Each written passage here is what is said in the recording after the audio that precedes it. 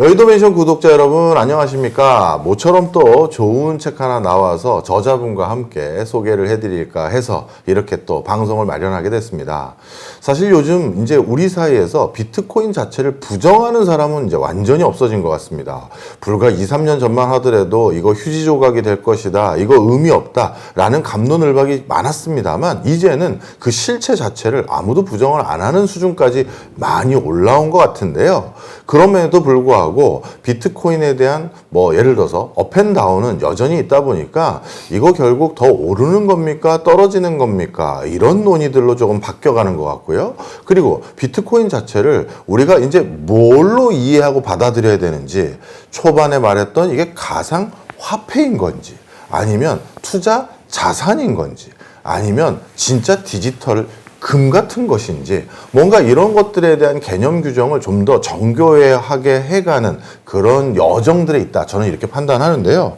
근데 이 책의 저자분과 그리고 이 책의 내용을 읽다 보니까 제가 굉장히 뭐라 그럴까요? 여타 비트코인 관련한 책보다는 화폐에 대한 굉장히 진중한 고민들이 원고 내용에 많이 녹여져 있었고, 그리고 무엇보다도 읽기 참 편하게 문장이 정말 깔끔했습니다. 역시나 그런 저자분들은 대부분 언론사 출신이 많으셨는데 이 저자분도 그렇더라고요. 자, 옆에 앉아 계신데요. 김창익 작가님 오셨습니다. 안녕하세요. 안녕하세요. 네. 예, 작가님, 저야 앞부분에 저자님 프로필도 보고 해서 어떤 분이신지 알지만 우리 여의도 멘션 구독자분들께 간단하게 자기소개 좀 부탁드립니다. 네, 저는 지난 25년간 서울경제신문에서 기자생활을 시작해서 경제신문 쪽에서 25년간 이제 경제 기자로 활동을 했고요. 2년 뒤에 이제 기자를 그만두고 돈세이돈이라는 무인 카페 브랜드를 운영해서 사업을 하고 있고요. 밤에는 시간 되는 대로 이제 제가 그동안 공부했던 또 이제 느꼈던 경험했던 것들을 모아서 경제 스토리텔러로 책을 쓰는 활동을 좀 하고 있습니다. 그래서 그냥 우스갯소리로 저는 이제 낮에는 커피를 팔고 밤에는 카피를 쓴다라고 얘기를 하고 있습니다. 그거 멋진데요. 역시 글을 다루시는 분들이니까 단어에 아주 참맛 이런 걸 참 많이 이끌어내는 것 같은데, 실제 저는요, 이 원고 중간중간에 중제목이라고 해야 됩니까? 이런 것들이 때로는 너무 어떤 책들은 보면 과하게 카피라이트 같은 느낌으로 하다 보니까 너무 내용과 좀 동떨어진 면도 있고 과장된 면도 있고 한데, 이 책은 진짜 담백하게 제가 이제부터 얘기할 건 뭐예요 하면서 정말 비트코인에 대해서 투자하고 싶거나 이해하고 싶은 사람들에게 맥을 딱딱 짚어주게 만들어 주셨는데, 방금 그 말투에서도 크게 느껴지는 것 같습니다. 편집자들이 정리해 주신 거고요. 그렇군요. 이건 뭐예요? 예, 그랬습니다. 알겠습니다.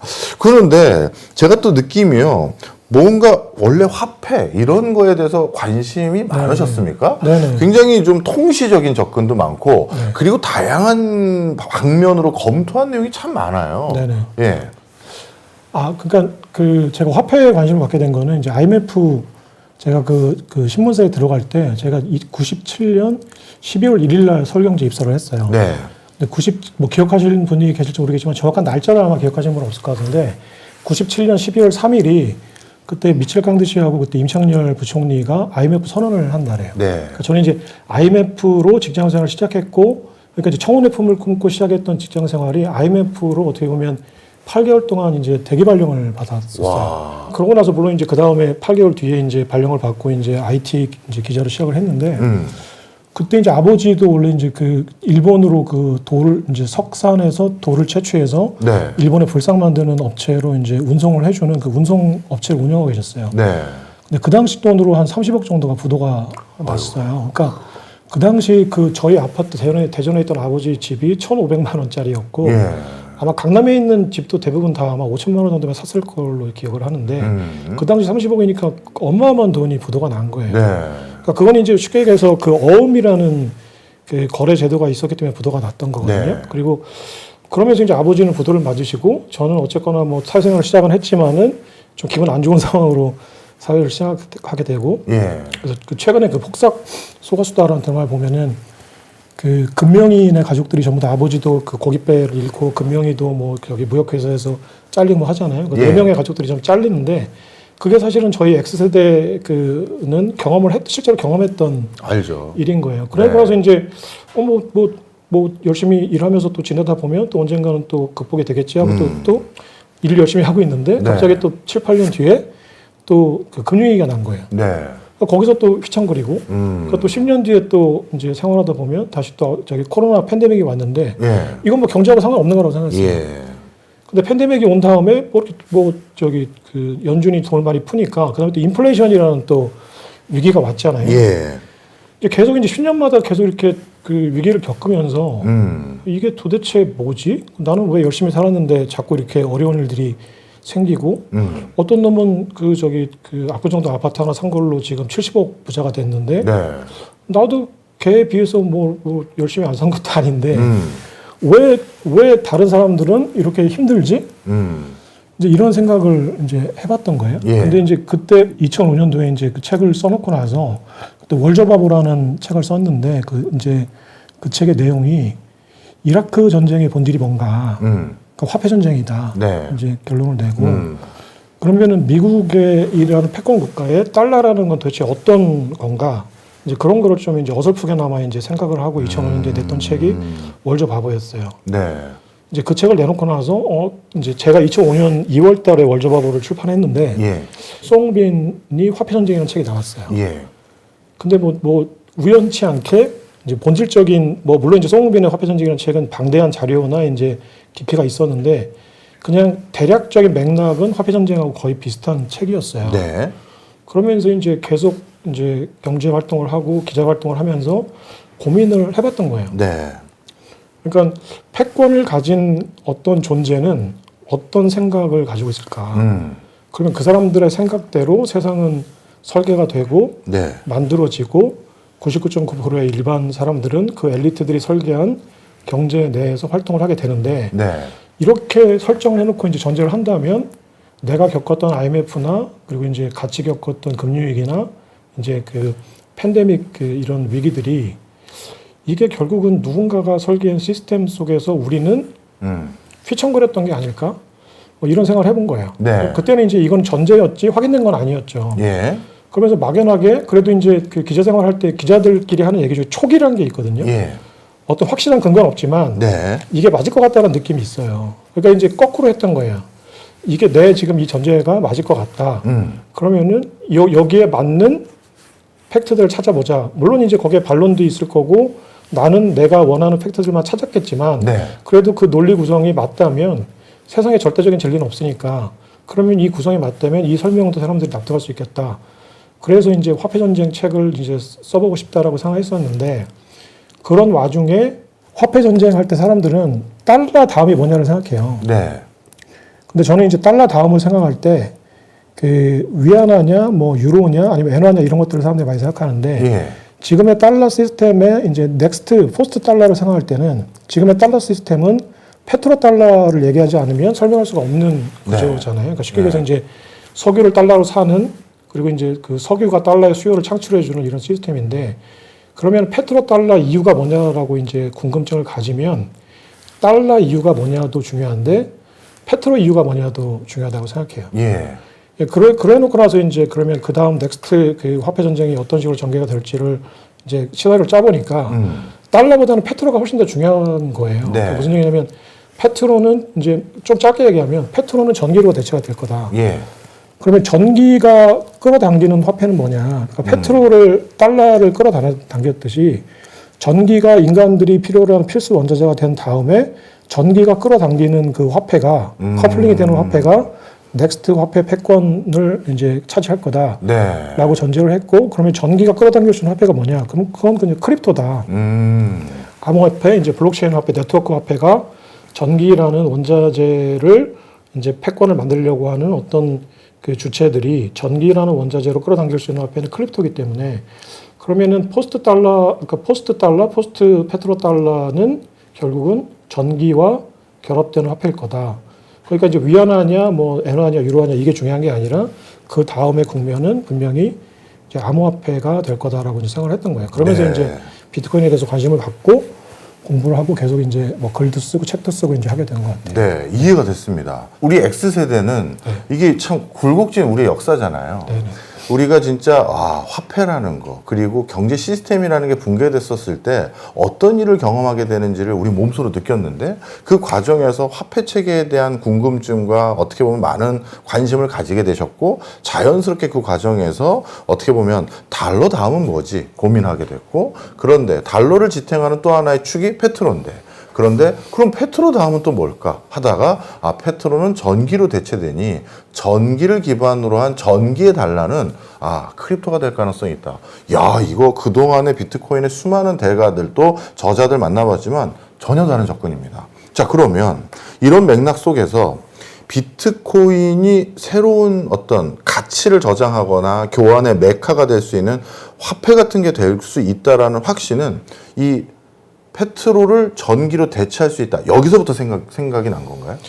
그거는 이제 조금 비트코인에서 공부한 다음에 이제 내렸던 결론 같고요. 예. 이제 그 비트코인에 좀 관심을 이제 본격적으로 가졌던 거는 네. 그 사람들이 이제 기억을 하시겠지만 2022년에 이제 불장이 한번 왔었잖아요. 네. 8천만 원까지 당시에 이제 6만 9천 달러였고 당시 환율로 이제 우리나라 돈으로 8천만 원까지 올라갔었는데 그 직전에 2020년 11월 달 정도에 제가 이제 그때 부동산 이제 데스크를 맡고 있는 이제 신문사에서 활동을 했었는데 당시에 옆에 이제 금융부장 이제 후배가 이제 어떤 보고서를 가지고 이제 기사를 이제 만들고 있는 거예요. 그 보고서가 뭐였냐면 시티뱅크가 그 비트코인 그 21세기 금인가라는 보고서 50쪽 분량의 보고서를 낸 거예요. 예. 근데 저는 이제 그때 그 친구가 이렇게 인수해가지고 보고 있는 그 보고서 제목을 딱 보고 비트코인이 21세기 금인가 이제라고 했을 때 일단 금이라는 표현이 조금 눈길이 갔었고요. 또 하나는 그때 이제 그 시티뱅크에서 30만 달러까지 가니까 투자해라 이렇게 권고를 했었어요. 네. 그러니까 사람들이 이제 그때 그 이후에 모든 기사의 헤드라인은 비트코인 3억 간다, 투자해라라고 한 거예요. 네.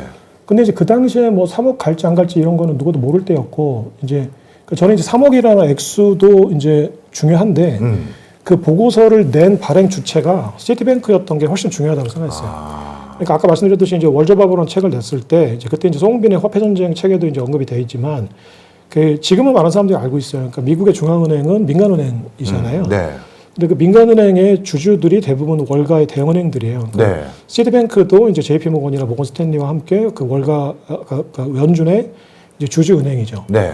근데 그 얘기는 무슨 얘기냐면 달러 발행권을 비즈니스 모델로 그동안 부를 누리고 이제 비즈니스를 해왔던 주체죠. 네, 주체고 네. 연준의 패밀리이고 월가의 이제 주체인 거죠. 예. 근데 그러니까 달러가 비즈니스 모델인 시티뱅크가 갑자기 그 당시에는 분위기가 뭐 제이미 다이먼이나 JP 모건의 회장이나 이런 분들이 항상 나와서 비트코인 폰지 사기다. 예. 막 마구 밟을 때였어요. 예. 근데 이럴 때 갑자기 시티뱅크가 갑자기 뭐 뜬금없이 비트코인이 21세기 금인가 하면서 30만 달러가 가니까 투자하세요. 한 거란 말이에요. 근데 이게 무슨 얘기냐면 그러니까 현대차에 투자하는 사람이 갑자기 아이폰에 투자에 관심을 가지면 이거는 이제 그냥 포트폴리오 다양화로 볼 수 있는데 아이폰에 투자했던 사람이 갑자기 갤럭시에 투자라고 하면은 이거는 이제 갈아타기잖아요. 그렇죠. 근데 갑자기 달러를 가지고 이제 부를 창출했던 시티뱅크가 그 가장 강력한 탈중앙화 화폐라고 해서 모든 전선이 다 그 비트코인을 공격하는 데 모여져 있는데 갑자기 뜬금없이 비트코인에 투자라고 하니까 예. 그럼 저는 이거는 그 물밑에서 이제 그 월가의 그 대형 그 CEO들이 모여서 이제 뭔가 이루어지고 있는 그 움직임들이 네. 이제 표출돼 나온 거다. 그럼 이 사람들은 뭔가 피벗 전략으로 이제 그 포트폴리오를 다양화해서 일단은 다리를 걸쳐 놨을 수도 있지만 네. 이제 멀리 보면은 이거는 달러 비즈니스 모델을 이제 암호화폐 비즈니스 모델로 바꿀 때가 된 거라는 이제 어떤 그 은연중에 이제 인정을 한 거. 시그널을 읽으신 시그널로 거군요. 본 거죠. 그래서 그때는 비트코인을 한번 공부를 해봐야겠다. 예. 그때 이제 또 디지털 금이라는 표현을 썼는데 제가 네. 이제 비트코인을 한 10년 전에 이제 그 투자를 권유했던 주변에 많은 분들이 계셨는데 네. 그때 왜 안 하셨어요? 그때 투자했으면 지금 뭐 아마 방송국 소외하고 있겠죠. 근데 이제 그러지 못한 이유는 그러니까 지금도 이제 제가 이제 비트코인을 제가 이제 경제학과 나오셨잖아요. 예. 이제 경제학과 모임 같은 데 가서 이제 친구들하고 얘기해 보면 그 화폐를 전공한 친구들이 오히려 더 비트코인을 받아들이지 못해요. 그렇죠. 근데 왜 그러냐면은 그러니까 자기가 배운 그 틀이 있는 거예요, 프레임이. 네. 화폐라는 건 예를 들어서 뭐 세 가지 조건이 있고 뭐 네. 신용의 뭐 시스템이다 뭐 좀 넓게 보면 네. 가장 넓게 보는 게 이제 화폐는 신용의 시스템이에요. 그냥 사람들이 인정하면 화폐입니다. 이게 가장 쉽게 설명할 수 있는 건데 그럼에도 불구하고 그동안 내가 배웠던 화폐 프레임에 안 맞는데 네. 그러니까 오히려 그러니까 차라리 그 이제 경제학을 공부하지 않거나 화폐를 모르는 사람들은 비트코인 올라가네 뭐 사야겠네 이렇게 생각하는데 경제를 조금 안다고 저처럼 이제 착각하고 아는 척을 하는 사람들은 못 사는 거예요. 네. 그러니까 이게 그러니까 그 손바닥에 사람 잡고 이제 오히려 이게 걸림돌이 됐구나. 그랬는데 그때 이제 제가 그 받아들일 수 있던 거는 이게 금이라고 하면은 조금 설명이 되겠다 논리적으로. 그러니까 화폐라는 거는 지금의 현상으로 봤을 때는 잘 이제 그동안에 배웠던 화폐하고는 잘 안 맞으니까 잘 모르겠는데 네. 금이라고 하면 뭔가 그동안에 잘 몰랐던 것들이 짜맞춰지는 느낌이 들었거든요. 네. 그래서 이제 그때부터 이제 본격적으로 관심을 가지고 그러면 네. 좀 공부를 해보니까 궁극적으로는 이게 결국은 화폐구나. 그러니까 넓게 보면 단지 그냥 그 돈이란 유틸리티가 아니라 네. 화폐 시스템이구나. 또 이제 넓게 말씀하시는 분들은 그 시스템을 둘러싼 또 문화, 뭐 규범 이렇게까지 얘기하시는 분이 계시는데 네. 제가 지금까지 이해한 거로는 화폐 네트워크고 시스템이다. 뭐 여기까지는 이해가 된 것 같아요. 네. 어떻게 보면 우리 저자님이 비트코인에 가장 크게 관심을 뒀던 그 맥락은 대표적인 달러 패권의 주축인 시티은행에서 자신들의 대체제일 수도 있는 비트코인에 대해서 강하게 언급을 하기 시작하면서 이거 뭐가 있구나. 거기에서 힌트를 얻으신 게 되겠네요. 네네. 자, 그러면 조금 더 시계열을 뒤로 넘겨서요. 최근 얘기도 한번 해보겠습니다. 벌써 시티은행 보고서가 나온 지도 좀 지났고 그래서 요즘은 비트코인에 대해서 좀 더 다른 논조들이 언급되기 시작했는데 그 중에 하나가 트럼프는 이거 비트코인 기축자산으로 보유해야 된다. 이런 소리까지 지금 나왔던 맥락이 있습니다. 자, 그러면 이 맥락은 어떻게 해석하셨어요? 이제 결론부터 말씀드리면 트럼프는 비트코인의 진심이라고 저는 판단을 하고 있어요. 네. 이제 그런데 사람들이 좀 오해를 하는 거는 그 트럼프가 3월 6일 날인가 그때 이제 행정명령 비트코인 비축에 대한 행정명령서를 사인을 하고 예. 3월 7일 날 이제 뭐 그 데이비드 sak스나 이제 여러 가지 클립토 짜르나 이제 관련된 그 정부 인사들과 업계 인사들을 모아놓고 그 서밋을 했잖아요. 그러니까 이 자리에서 이제 뭐라고 발언을 이제 그 행정명령서에 뭐라고 돼 있냐면 네.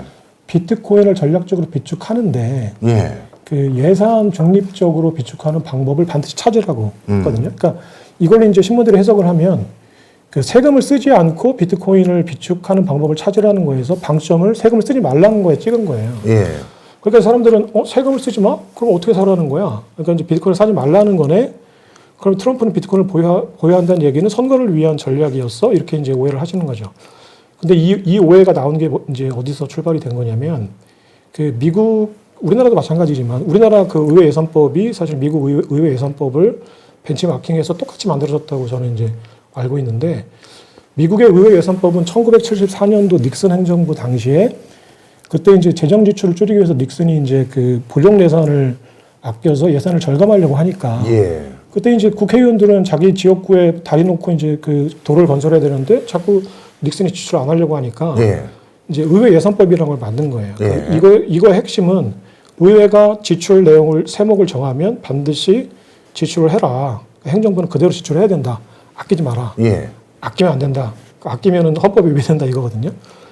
그러니까 그게 지금 현재도 지금 의회 예산법이 있는 거예요. 그러니까 트럼프가 일기 때 이제 그 재정 지출을 줄이려고 다방면으로 노력을 해봤는데 안 됐던 이유가 이 의회 예산법 때문이었거든요. 그러니까 트럼프는 이 사실 잘 아니까 제일 먼저 2016년도 이제 취임을 하자마자 뭐라고 했냐면 의회 예산법 싹 갈아엎어야 된다 그 얘기도 했거든요. 예. 그러니까 이게 무슨 얘기냐면 지금도 근데 국회의원들이 뭐 백악관이 하라는 대로 하는 사람들이 아니잖아요. 오히려 더 파워가 센 사람들이고 뭐 네. 대통령은 지금 뭐 길어야 8년이지만 국회의원들은 뭐 평생 할 수 있는 거니까. 그러니까 트럼프는 내가 의회를 컨트롤할 수는 없을 것 같다라고 이제 한계를 인식한 것 같아요. 그러면 의회 예산법을 바꾸기 전에는 국회에서는 비트코인 비축 법안이 통과될 리가 없다. 그러니까 그 지금 공화당이 이제 다수긴 하지만 상하원 야원을 다 이제 장악을 하고 있지만 공화당 내에서도 비트코인 비축에 대해서는 의견이 100% 모아지지 않은 상황이니까. 네. 민주당이 반대하고 공화당 일부가 반대하면 이제 그 비축 법안이 이제 국회를 통과하기 어렵다라고 판단한 거예요. 네. 그럼 트럼프는 현실적으로 어렵다라는 거를 디폴트로 깔고 그렇지만 비트코인은 반드시 비축해야 되니까 의회 예산법을 피해서 비트코인을 비축할 수 있는 방안을 재무장관과 상무장관하고 데이비드 sak스한테 야, 니네가 머리가 좋은 애들이 좀 모여서 반드시 찾아내라고 한 거예요. 예. 그러니까 거기 이제 그 행정명령서에 should라고 돼 있다고 해요. 뭐 이거는 이제 저도 이제 그 해설을 보고 안게된 건데 네. 행정명령서 그리고 정부 공식 문서에 should 뭐 must 이런 표현은 절대 안 쓴다고 해요. 네. 외교문서나 그러니까 may나 이제 이런 용어들이 완곡하게 쓰이는데 거기엔 should라고 돼 있어요. 네. 저도 나중에 이제 백악관 원문을 찾아봤는데 이 should라는 거는 굉장히 이례적인 표현이에요. 예. 그러니까 반드시 비축해라 이게 방점이지 세금을 쓰지 마라가 방점이 아니에요. 그러니까 이제 금을 팔아서 뭐 어떻게 하든 뭘 하든 그러니까 제가 이제 그 의회예산법 전문가는 아니니까 근데 이제 그 챗GPT한테 물어본 바로는 이게 일반 회계 기준으로 해서 이제 그 일반 회계 항목으로 돈이 들어가면 나오지 못한다고 해요. 예. 의회 비준이 없으면. 근데 이게 특별 회계 기준으로 이제 항목에 들어가서 이제 나오게 되면 나올 수가 있는 거죠. 그러니까 돈을 어떻게 마련하느냐가 중요한 게 아니고 어떤 세목으로 나오느냐가 중요한 것 같아요. 그러니까 그러면 이제 지금 머리를 맞대고 찾는 이제 행정부 인사들이나 데이비드 sak스나 아니면 이제 팔란티어의 이제 피터 틸이나 뭐 일론 머스크는 반대를 할 사람들하고는 상관없이 네. 그 비트코인을 비축하는 방법을 찾았을 것 같아요. 지금 정도 시간이 되면. 네, 아직 발표는 안 했지만 아직 네. 타이밍이 안 돼서 이제 뭐 끄집어내지는 않았지만 찾았다고 생각을 하고 있어요. 네. 저자님 말씀은 기축 자산으로 비트코인을 선택한 거에 틀림없는 의지 표명을 이미 했다. 네. 그리고 그 과정에서 세금을 가능하면 쓰지 않는 대안을 찾기 위한 고심들이 있었을 뿐이지 그 지향점 자체는 흔들림이 없었음을 바로 법 문구에 should라는 강력한 단어 등을 통해서 우리가 확인할 수 있었다라고 말씀을 주셨어요. 저는 그런 과정에서 그래도 많은 분들이 트럼프 시대가 이제 본격적인 코인 시대가 열릴 거다라고 예측했던 분들이 아직까지 그 예전의 확신으로 돌아가지 못하고 있는 여러 가지 이유들이 있는데요. 그 이유들 중에 하나를 이 책에서 나름대로 분석을 해주셨더라고요. 뭐냐 하면 지금 이러한 여러 가지 코인의 장세는 달러 약세와 미국채 수익률 안정이라는 이 두 가지 토끼를 잡기 위한 여정 속에서 우리가 이해해야 된다라는 맥락으로 좀 집필을 해주셨어요. 그거 좀 설명해 주세요. 일단 지금 트럼프의 관세 전쟁을 이제 해석한 의미로 거기에 이제 달러 약세와 이제 그 국채 수익률 안정이라는 걸 이제 들었던 것 같은데요. 이제 그 얘기 뭐냐면 지금 이제 많은 사람들이 그 해석에 대해서 관심 있는 분들은 알고 계시겠지만 이제 일반 독자들 위해서 설명을 해드리면 트럼프가 원하는 거는 이제 제조업의 이제 부흥이잖아요. 그러니까 트럼프의 머릿속에는 그 미국이라는 거는 두 가지의 미국이 있다고 생각을 해요. 하나는 이제 우리가 흔히 얘기하는 상품 경제가 바탕이 되는 미국이 있고, 그 다음에 이제 월가가 대변하는 이제 자본 경제, 자본 시장이 그 주축이 돼서 움직이는 경제가 두 가지가 있는 거예요. 그러니까 이걸 그냥 그 월스트리트 저널의 표현, 뭐 경제신문의 표현에 따르면 메인 스트리트 그 상품 경제 시장이 있고 월스트리트 시장이 있는 거죠. 그러니까 메인 스트리트에는 공장에 다니는 아버지, 할아버지, 누나들이 있는 거고 월스트리트에는 이제 월가 이제 딜러인 이제 그 부자들이 있는 거죠. 그러니까 트럼프가 그 메이크 아메리카 그레이트 어게인이라고 했을 때 아메리카는 이 월스트리트가 아니에요. 그러니까 이 메인스트리트인 거죠. 그러니까 제조업으로 먹고 사는 일반 중산층들이에요. 그러니까 월급을 받아서 채곡채곡 모으면은 이제 그 월급으로 우리나라 따지면 이제 10년 만에 이제 내 집 장만을 아파트 하나 청약보금 넣어가지고 장만을 하고 그 아파트를 열심히 또 모아서 살다 보면 아파트 두 채를 마련해서 이제 자식한테 한 채 물려주고 학교 보내고 유학 보내고 이렇게 살았던 게 이제 메인스트리트인데 그 실제 지금 미국이 이제 잘 살게 된 거는 월스트리트잖아요. 근데 이제 그러면 이제 화폐 구조가 사실은 경제 구조를 만들고 부자의 개념을 정의하고 이제 부자의 방식을 결정한다고 생각을 하거든요. 지금의 이제 그 페트로 달러의 구조는 그 쉽게 얘기해서 이제 레이건 정부 때 이제 그 신자유주의 그때 이제 만들어진 이제 시작이 되고 이제 점차 만들어진 거라고 보면 그 신자유주의라는 게 이제 그 자유무역하고 그다음에 감세를 바탕으로 하니까 기본적으로는 이제 무역 적자하고 감세 때문에 재정 적자를 기본으로 해요. 그러면 이제 재정 적자로 돈을 풀면 사람들이 대출을 받아서 중국에 이제 샤오미를 사주고 또 이제 일본에 이제 소니하고 이제 도요타를 사주고 하면 무역 적자가 돼서 달러가 전 세계로 흘러 들어가면 그 무역 이제 흑자국의 사람들은 아니면 무역 흑자국의 정부는 외환무역으로 비축을 하고 그 흑자 달러로 월가에 있는 매그니피센트 세븐의 이제 주식을 사는 거죠. 채권을 사고. 근데 이제 이게 공교롭게 그 2024년 통계는 아직 안 나왔는데 그냥 추산을 해보면 얼추 2024년도 미국의 그 상품 무역 적자가 1조 한 2, 3천억 달러 정도 되는 거거든요. 예. 월초 그냥 1조 달러라고 하면은 1조 달러 적자를 봤는데 자본수지 흑자, 그러니까 쉽게 얘기해서 그 매그니피센트 세븐 이제 월가 그 뉴욕 그 증권이랑 채권을 산 규모가 1조 달러가 넘어요. 그럼 이거는 얼추 바꾸면 그 제조업의 무역 적자가 다시 그 월가의 자본수지 흑자로 돌아오는 거예요. 네.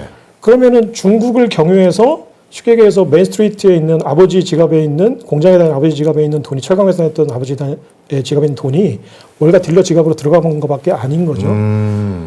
근데 이제 이렇게 달러를 이제 신용창출 시스템이라고 해서 이제 그 1달러 찍어내면 10달러가 시중에 풀리니까 이 시스템으로 달러는 어마어마하게 찍히고 예. 이 달러가 전 세계에 풀리고 예. 이 풀린 달러가 다시 월가로 들어오는 이 구조가 이제 미국을 부자로 만들었는데 예.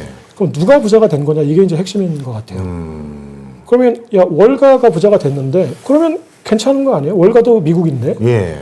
근데 그 좀 극단적으로 얘기하면 트럼프의 눈에 월가는 미국이 아닌 거예요. 그거는 다국적, 뭐 좀 더 노골적으로 얘기하면 무국적 그 자본 세력이고 우리가 얘기하는 트럼프의 눈에 그 이제 미국이라고 하는 거는 그러니까 트럼프는 그 보이는 현상, 물질 뭐 이런 거를 좋아하잖아요. 예. 트럼프 그 어프렌티스라는 영화를 보면 트럼프가 트럼프 타워에서 내려다 보면서 그 그러니까 자식한테 아들한테 너는 맨하튼에 사는 키즈야라고 하는 거거든요. 그러니까 그만큼 너는 이제 부자로 살 수 있는 거고 이게 미국이야.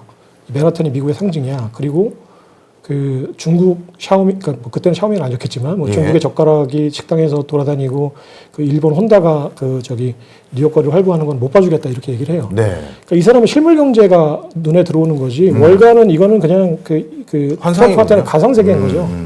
그리고 또 실제로 이제 그 저기 본질을 따지고 들어가 보면 이거는 그냥 런던이나 유럽에서 건너온 자본 세력이 그냥 뉴욕을 베이스먼트로 이제 삼은 것 뿐이지 실제 미국은 제조업이고 메인스트리트고 이제 제조업에 종사하는 이제 90%의 이제 중산층인 거죠. 네. 그러니까 트럼프는 이 중산층을 잘 살게 해주는 화폐를 이제 그 경제를 만들겠다라고 예. 한 거예요. 그러니까 쉽게 얘기해서 이제 아까 얘기했던 세계화를 뒤집어서 예. 이 세계화 구조 지난 50년간 이제 그 고착화되어 있는 이 세계화 구조를 역으로 해체하겠다라는 사람이거든요. 그러니까 트럼프는 그러니까 반 달러는 아니에요. 그러니까, 예. 그러니까 반 글로벌리즘이죠. 예. 그러니까 안티 글로벌리즘이 트럼프인데 예.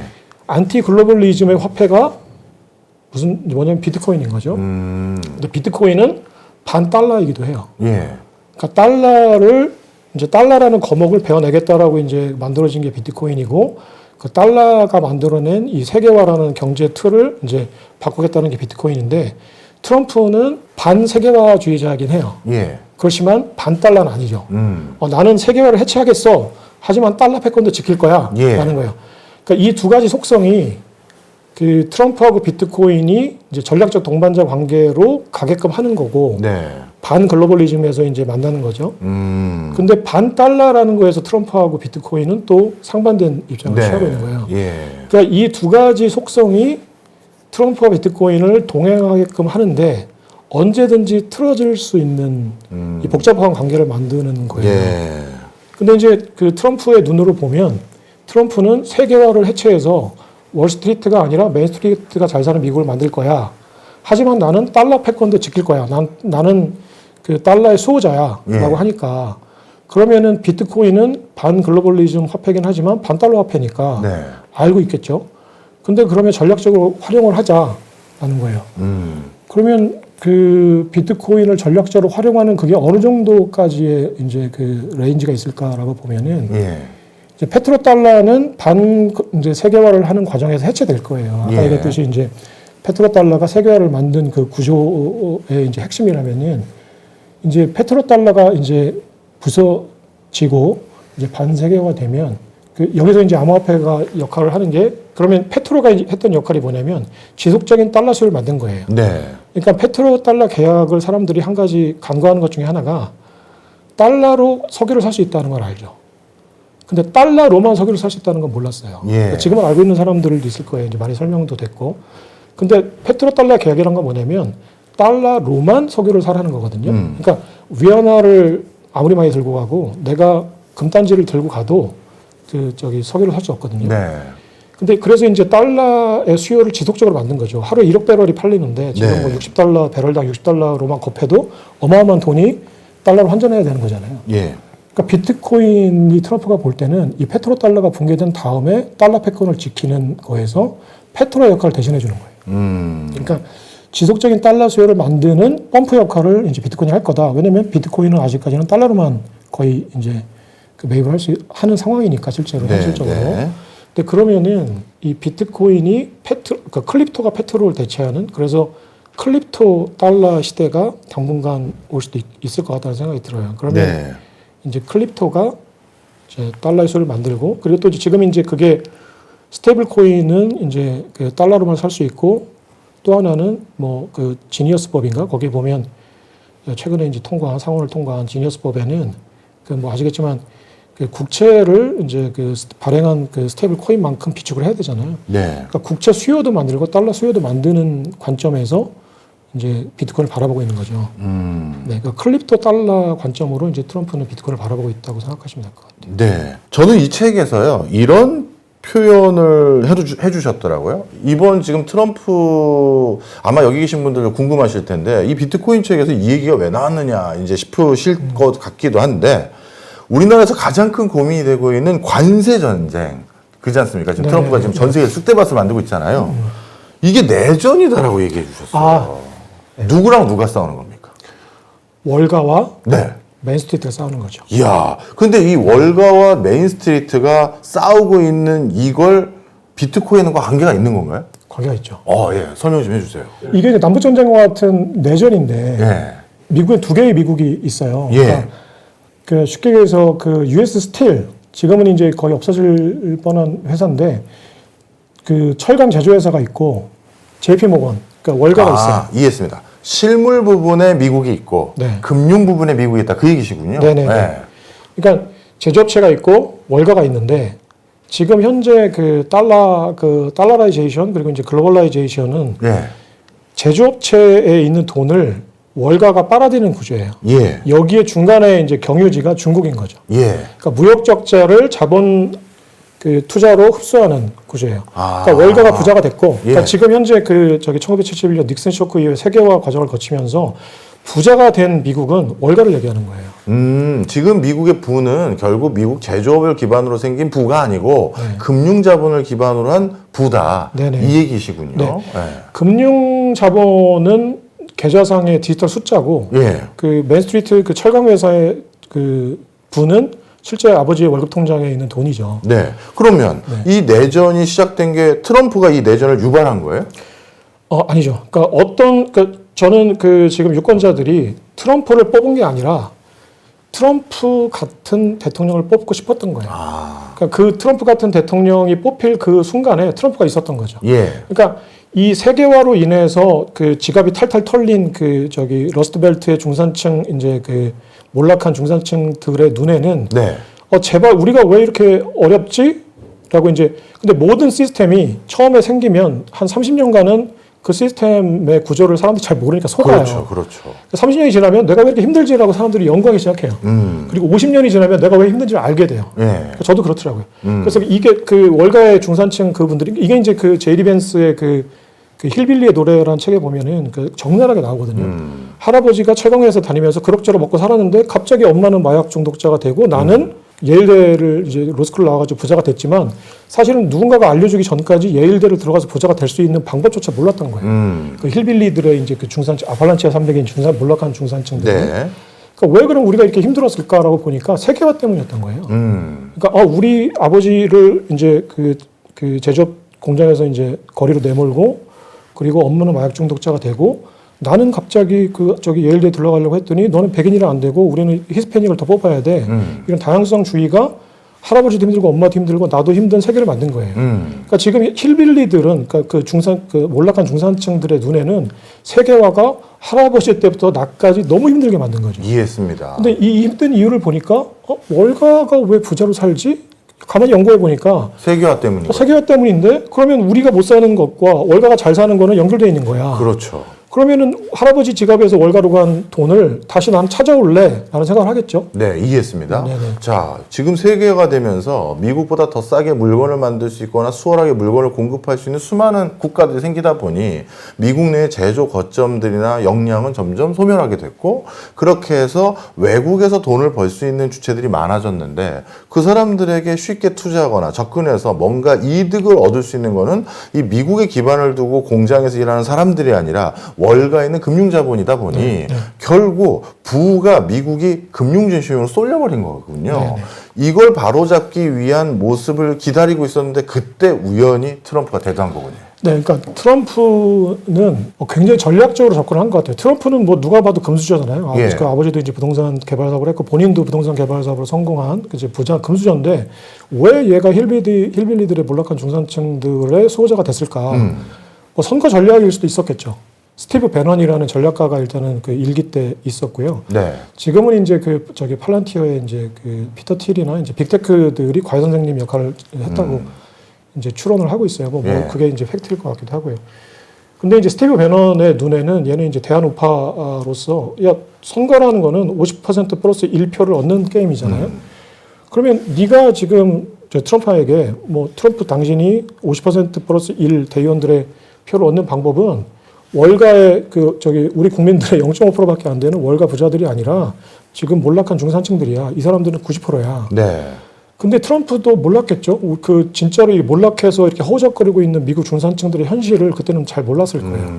그러니까 트럼프는 구체적으로 거기에 대해서 깨닫지 못했겠지만, 예. 그래 대통령 만들어 주겠다는데 뭐라고 생각할 수 있어요. 근데 예. 이제 트럼프는 조금 더 이렇게 그 신문, 그러니까 아무튼 이제 드러난 것들을 이렇게 보게 되면서 느껴지는 게 우리가 생각했던 것만큼 그렇게 엉성하고 뭐 또라이 이런 사람이 아니잖아요. 예. 오히려 굉장히 머리가 좋고 철학적인 사람이라고 판단이 되고요. 그러니까 네. 그때는 이제 전략적으로 접근을 했지만 트럼프의 눈에는 어쨌거나 자기에게 백악관 입성을 안겨주던 열쇠로서 접근을 했던 것 같아요. 예. 근데 지금 여러 가지 하는 행동들을 보면 그게 일관되고 굉장히 오히려 더 갈수록 증폭돼서 강력해지거든요. 그 메인스트리트를 살리겠다는 게. 네.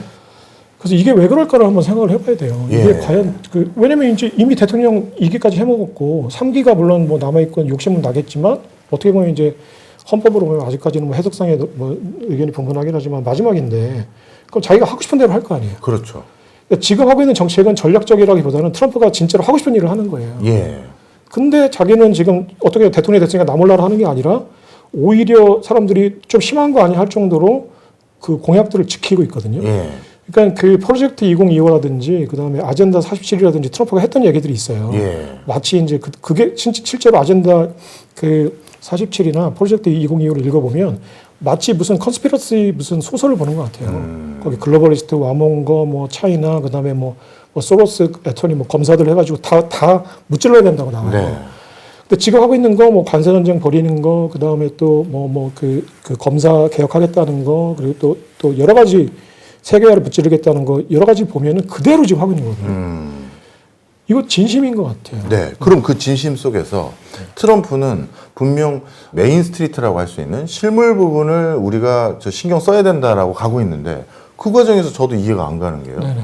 실물 부분을 육성하는 것과 비트코인의 방점을 찍어준 거는 좀 잘 와닿지가 않아요. 왜냐하면 비트코인은 어찌 보면 투자의 또 다른 장을 만들어주는 건데 그럼 거기에 뭔가 쉽게 접근하고 이해도가 높은 사람은 월가 사람들일 거고 월가에서는 비트코인을 기반으로 한 ETF 상품 만들어주고 뭐도 하고 해서 그들이 더 잘하는 터전에 힘을 실어주는 것 같은데 그러면 이게 진짜 관세 붙여서 미국 내 그 제조업 경쟁력을 신경 쓰는 것 같아 보이기도 하지만 관세 전쟁이 내전이라고 하셨으니 네네. 트럼프는 이 내전에서 누구에게 웨이트를 둔 겁니까? 그러니까 메인스트리트에 웨이트를 둔 거죠. 네. 그리고 비트코인. 아까 얘기했듯이 그러니까 그 메인스트리트를 이길 수 있는 전략은 반세계화죠. 그러니까 아까 세계화 그 시스템 그러니까 레이거노믹스 이후에 구축된 재정적자 무역적자로 달러를 뿌리고 그게 월가로 환수되는 이 구조를 깨겠다는 거예요. 네. 이거는 달러라이제이션을 깨겠다는 거예요 근본적으로. 네. 근데 하지만 저기 그 모순되는 두 가지 목표를 갖고 있는 거예요 트럼프는. 네. 나는 세계화를 깨겠다. 하지만 달러라이제이션을 지키겠다. 그렇죠. 라는 거죠. 그러니까 네. 트럼프는 그러니까 두 가지 토끼를 잡겠다는 거죠. 이것도 굉장히 모순되는 거예요. 근데 이제 그 비트코인은 반 세계화 반 달러 화폐 시스템이잖아요. 네. 그러니까 반세계화에 필요한 화폐예요. 그러니까 그 메인스트리트와 월스트리트 간의 전쟁에는 이게 어떤 식이든지 간에 이 그 노선이 이제 반세계화 화폐이기 때문에 어쨌거나 맞겠죠. 그 성격이. 그럼 어떤 식으로 이제 활용을 할 거예요. 네. 근데 트럼프가 실제로 지금 저기 활용하는 거는 이제 그 달러라이제이션, 달러 패권을 지키겠다는 쪽으로 나타나잖아요. 네. 그러니까 페트로 달러가 저물고 그러면 그 다음 넥스트가 뭐냐라고 생각했을 때 페트로 다음으로 달러의 수요를 만드는 화폐가 네. 이제 크립토가 되는 거죠. 그러니까 클립토를 사기 위해서 사람들이 달러를 사게끔 만들겠다는 거죠. 그러니까 그래서 이제 전략적 동반자가 되는 건데 이거는 모순적인 구조이기 때문에 불안불안하네요. 네, 지속 가능하지 않아요. 네. 그러면 이제 그 현재 입장에서 보면 반달러와 반세계화는 일치하지만 반세계화와 그 달러 패권은 모순되기 때문에 이제 이게 지속 가능하지 않은데 그럼 나중에 갔을 때는 트럼프는 이거를 지금 달러 패권을 전략적으로 이용하지만 네. 어느 순간이 되면 달러 패권을 비트코인 크립토 패권으로 바꾸는 게 미국에 유리할 수도 있겠다는 판단을 할 수 있을 것 같아요. 그게 이제 트럼프 정권 때 그렇게 될지 10년 뒤, 20년 뒤에 그렇게 될지 모르겠지만 이 구조가 계속 지속이 된다고 하면은 언젠가는 반달러, 그다음 탈중앙화된 화폐가 이제 다시 이제 패권을 잡는 시기가 오고 그렇게 되면 이제 반달러, 반세계화 구조로 저 세계 경제가 이제 다시 구조가 될 거라고 이제 보고 있는 거죠. 네, 이해했습니다.